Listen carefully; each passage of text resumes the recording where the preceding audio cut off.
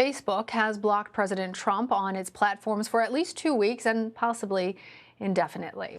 This means that the president and potentially some others will not be able to post on Facebook or Instagram until after the transition of power to President-elect Joe Biden. Facebook CEO Mark Zuckerberg wrote that the risks of allowing Mr. Trump to post are simply too great.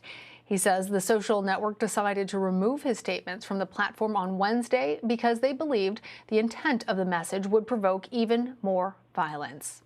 For more on this, I want to bring in Cambridge Analytica whistleblower Christopher Wylie. He exposed the company's role in President Trump's 2016 presidential campaign, and he uncovered the company's misuse of data from the Facebook accounts of millions of people.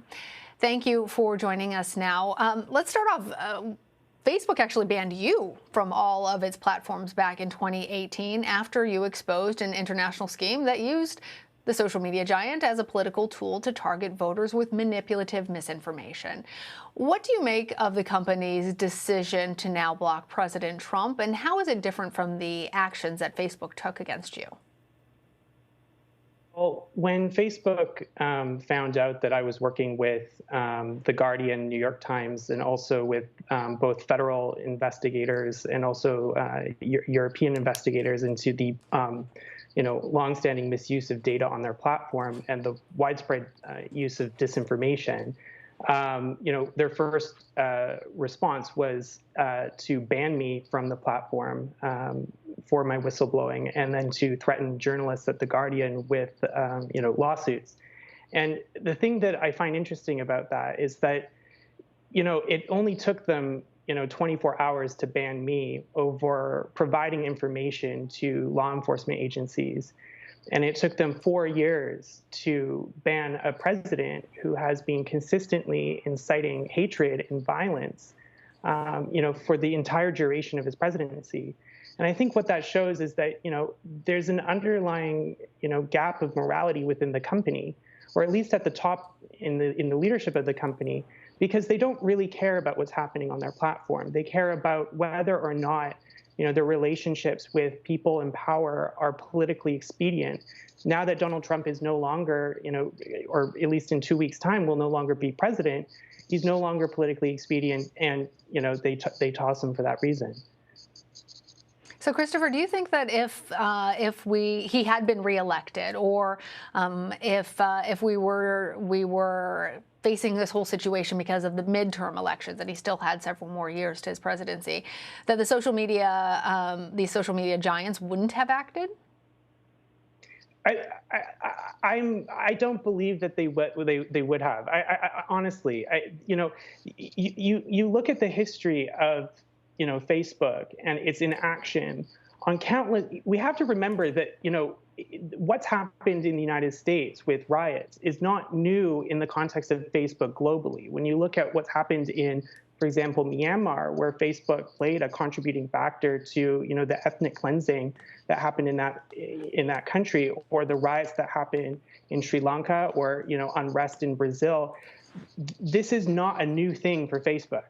And so, although it's new in the sense of, since the War of 1812, there hasn't been a storm on Congress, there's the consistent pattern that, of consequences of Facebook's inaction when it comes to tackling disinformation and incitement of hatred.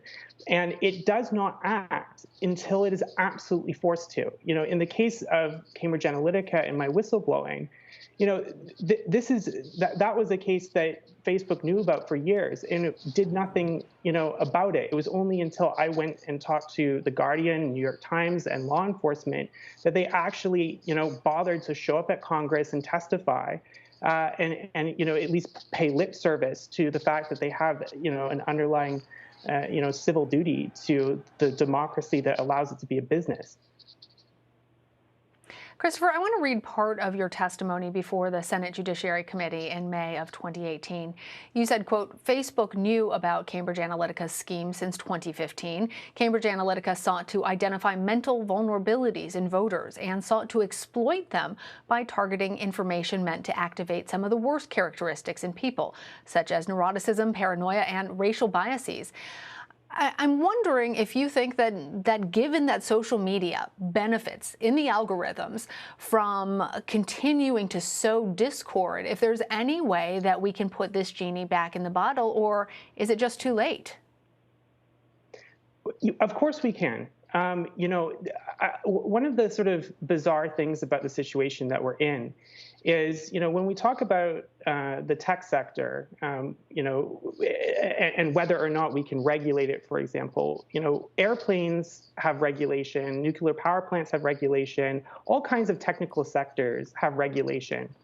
And for whatever reason, when we talk about digital platforms, we sort of ignore the sort of regulatory norms that we've applied to every other industry.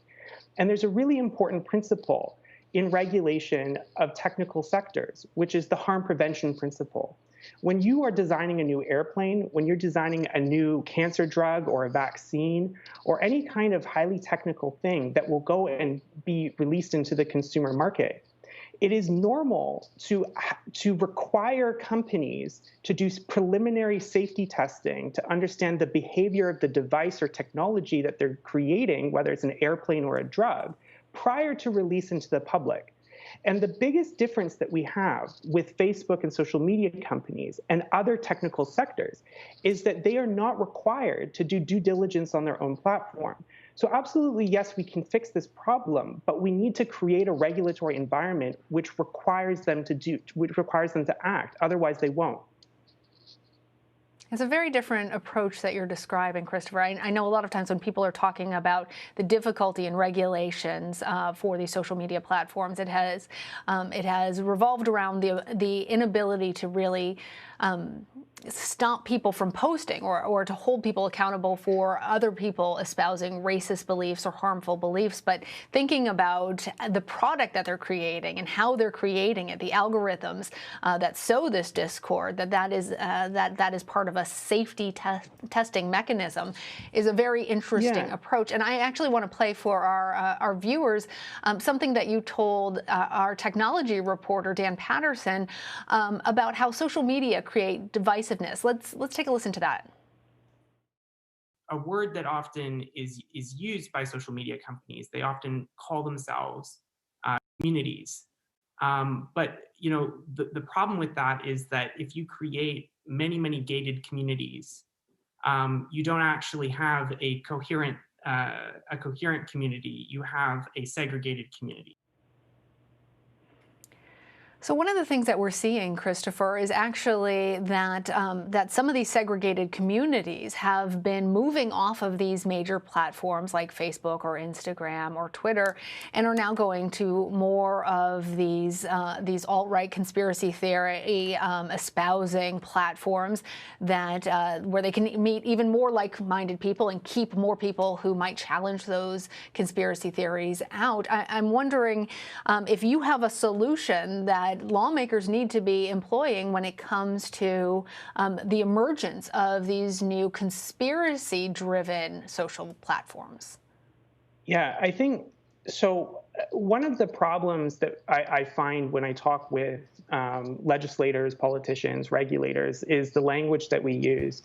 So often these platforms are framed as services. They're free services, quote unquote, that people can use. And the real issue with that is that, when you look at how, who is actually inside of these companies, and you look at their job titles, it's not service relationship manager, it's architect and it's engineer. And when we think about the problem of segregation in physical spaces, the real issue with, having people, whether through legal enforcement, in times past or through, cultural and self-motivated segregation, the real problem is that we create different experiences of which inhibit us from connecting to one another. And in the physical world, we do not allow architects to create communities that are designed to separate people. That would be unlawful. And in the same sense, whether it's in financial services or other kinds of sectors, you cannot separate people. That cannot be a business model.